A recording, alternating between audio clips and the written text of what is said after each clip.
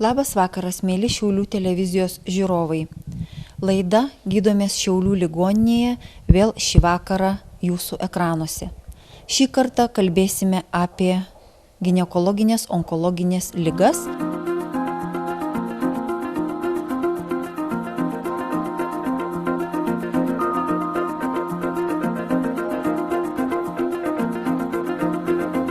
Neatsitiktinai mūsų ministras sveikatos apsaugos Vytenis Povilas Andriukaitis skiria ganėtinai daug dėmesio, kad ši patologija būtų gydoma, diagnozuojama laiku ir kad Lietuvos piliečiai gautų šiuolaikinę, modernę ir prieinamą medicininę pagalbą.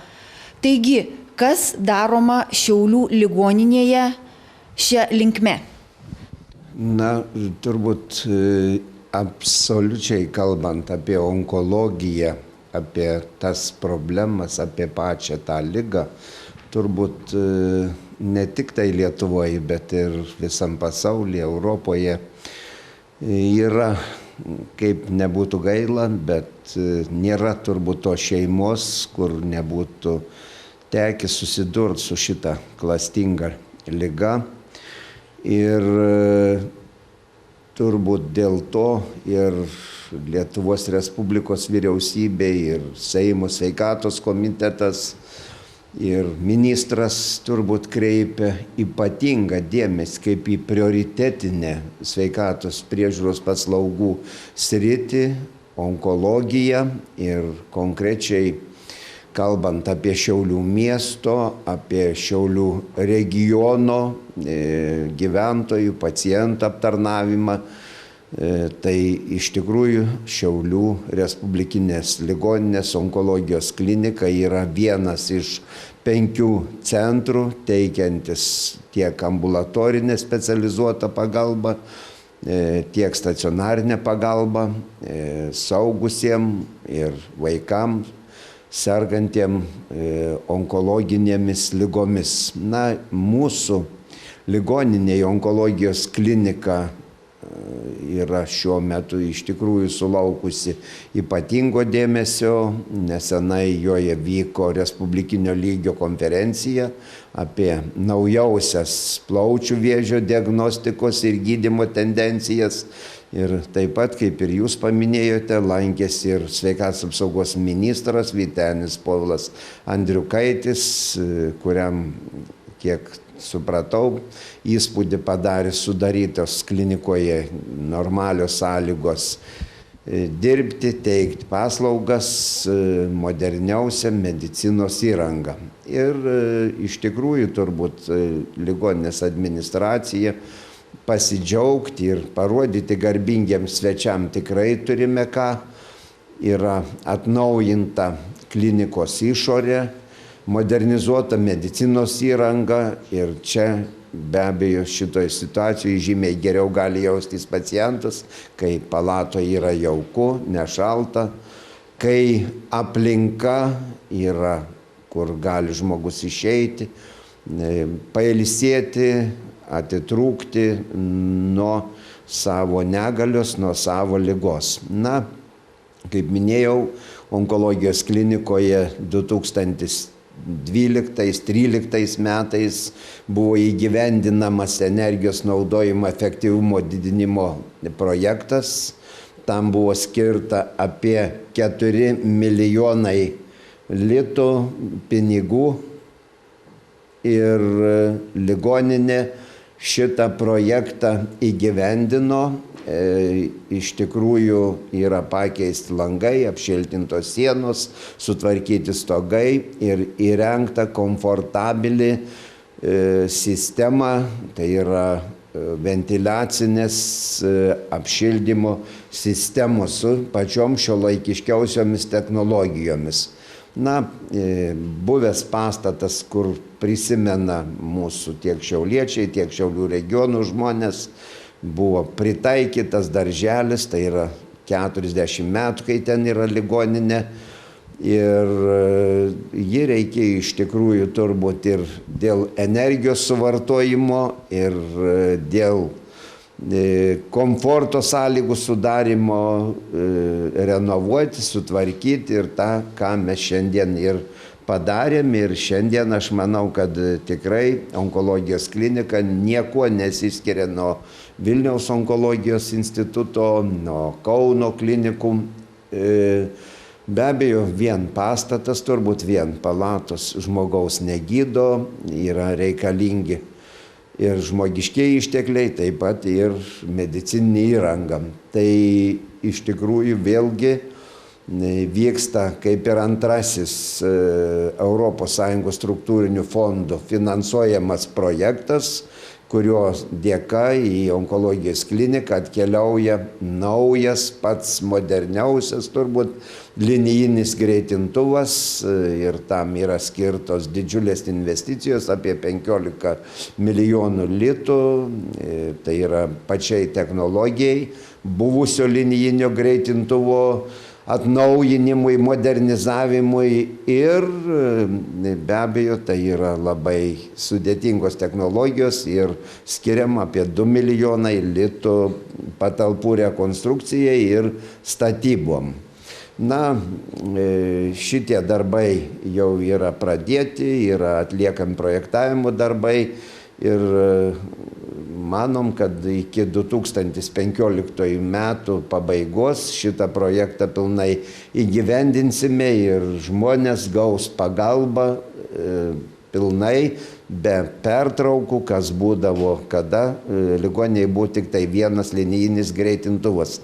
Na, šiek tiek turbūt šiuo metu pacientam yra susidariusios problemos, kur reikalingas šiandieną būtent gydymas spindulinis, bet pacientai be pagalbos nėra palikti ir gydytojai jiem privalo siūlyti, rinktis gydymą tam laikotarpiui rekonstrukcijos Vilniaus, Kauno ar Klaipėdos klinikose. Na, be abejo, turbūt kaip ir minėjau, įranga yra nebyli, šalta, tai yra metalas, jei šalia tos įrangos nebus žmogaus. Ir aš labai džiaugiuosi, kad mums lygiagrečiai formuojant investicijų projektus į technologijas, į patalpų remontą, lygiai taip pat labai gražiai sekėsi ir formuoti ir žmogiškuosius išteklius. Mūsų įstaigą papildė gabus jaunimas, kuris puikiai dorojasi su pačiom naujausiom technologijom, su pačiais šiuolaikiškiausiais, moderniausiais gydymo būdais. Na, turbūt taip pat reikia pasidžiaugti, kad labai puikiai sekasi klinikai vadovauti mūsų daktariai Rasutei Rezgienei, kur yra suburtas darnus kolektyvas. Be medikų šitoj srity taip pat irgi yra komandinis darbas ir čia taip pat dirba ir fizikai. Tai yra Vaitkus, Jakštas, Šniurevičiūtė, ir kurie būtent tą spindulinio gydymo pažangą su savo šiuolaikinėm žiniom, su kompetencija stumia pirmin. Na, turbūt didžiulį darbą daro ir chemioterapijos skyrius, kuriam vadovauja daktarė Šatkauskienė. Kalbiname onkologijos klinikos direktorė Rasutė Rezgienė. Gal galėtumėte žiūrovams paaiškinti, kasgi yra onkologinė liga? Onkologinė liga tai yra dabar šiais laikais turbūt skaudžiausia liga, su kuria susiduria visi žmonės. Visi, tiek Lietuvoje, tiek visame pasaulyje. Ir onkologinė liga yra kitaip liaudyje vadinama vėžys. Jinai paliečia kiekvieną, kuris suserga, kuris pragyvena šiek tiek ilgiau, nes tai yra vyresnių žmonių liga ir taip pat paliečia visus artimuosius, todėl kad sakoma, liga serga ne tik vienas žmogus šeimoje, serga visa šeima. Onkologinė liga, nereikia jos bijoti kaip nuosprendžio, nors jos yra visiškai nemažai ir visuomenė dar jos bijo, nes šitos ligos mes galime ją tiesiog nesusirgti, reiškia jos išvengti, galime ją diagnozuoti anksti ir netgi susirgę galime gydytis ir išsigydyti. Tai va šiais 3 postulatais mes turėtumėm ir vadovautis, kalbėdami apie onkologinės ligas. Kaip keitėsi onkologinių ligų gydymo samprata ir ar atsirado onkologiniams ligoniams daugiau vilties pasveikti? Taip, visuomenė jau raštinga savo sveikatos klausimais ir jeigu paklausit, jau visi žinos ir pasakys, kad šią ligą reikia diagnozuoti anksti. Tai yra viena iš pagrindinių užduočių tiek šeimos gydytojams, tiek pačiai visuomeniai, kad reikia domėti savo sveikatą, tiesiog pajusti ir nujausti tuos pirmuosius simptomus ir netgi tam ir yra sukurtos profilaktinės programos, kad mes galime tikrintis netgi neturėdami jokių nusiskundimų. Tiesiog kviečiu visus pasitikrinti, tie, kurie pagal tinkamas amžiaus grupės čia organizuoja šeimos gydytojai, tačiau tikrinimus klinikose mes atliekame tiek dėl krūties vėžio, tiek dėl gimdos kaklelio vėžio, dėl prostatos vėžio ir dėl storosios žarnos vėžio. Tai vadinami tikrinimai profilaktiniai, kada žmonės dar visiškai neturi jokių simptomų ir visiškai nieko nejaučia. Čia aš pakalbėjau apie ankstyvąją diagnostiką. Vėžio gydymo technologijos pažengė labai į priekį ir dideliais žingsniais žengia ir dabar pirmin. Mes turime spindulinio gydymo bazę, kuri yra taikoma beveik visiems susirgusiems vėžių, visos lokalizacijos, bet kurio organo vėžiui ir jau galiu tvirtai teikti, kad 80% gydymo metodų apima spindulinis gydymas. Spindulinio gydymo bazę mes turime tikrai šiuolaikišką, gerą ir turbūt jūs apsilankysite.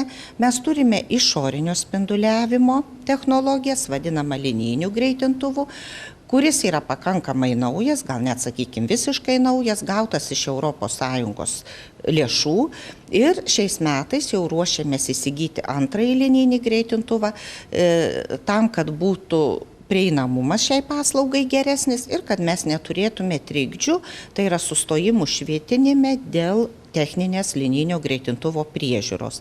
Turime ertminę spinduliavimo technologiją, vadinamą brachiterapija, tai daugiau skirta ginekologijai, prostatai, bus pritaikyta ir visiems kitiems susirgimam, ir rentgenoterapija, tai tiesiog išoriniams odos vėžiams. Aš pakalbėjau apie spindulinio gydymo technologijas, tokios jos yra, tokie yra reikalavimai ES, toks mūsų kasdieninis darbas.